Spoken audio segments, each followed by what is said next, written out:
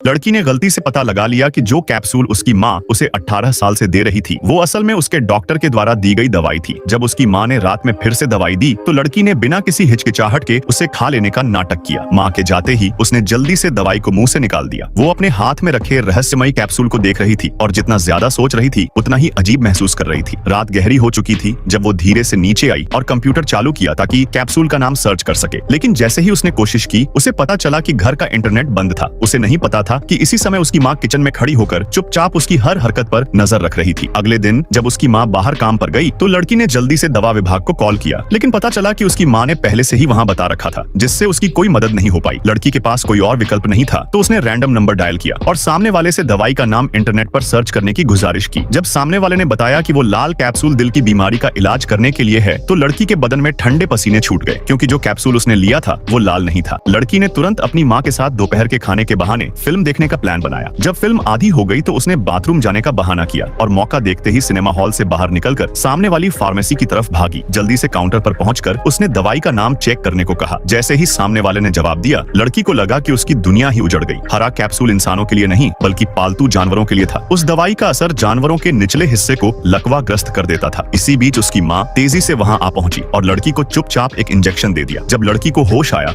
तो उसने टेबल पर खाना रखा देखा। वो तुरंत दरवाजा खोलने दौड़ी, लेकिन पाया कि दरवाजा बाहर से बंद था। जल्दी से चाबी उठाई और ताला खोलने की कोशिश की, लेकिन कुछ नहीं हुआ। उसे समझ आया कि दरवाजा बाहर से फंसा हुआ है। फिर उसने खिड़की खोली और बाहर झांका। उसने पहले खाना खाया ताकि थोड़ी ऊर्जा मिले, फिर मुंह में पानी भरा और अपने औजार लेकर खिड़की से बाहर निकल गई। धीरे धीरे रेंगते हुए वो अपनी माँ के कमरे तक पहुंची। पहले उसने सोल्डरिंग आयरन से कांच में छेद किया, फिर मुंह से पानी छिड़का जिससे कांच तुरंत टूट गया। लेकिन जैसे ही वो कमरे में घुसी अचानक उसका अस्थमा भड़क उठा।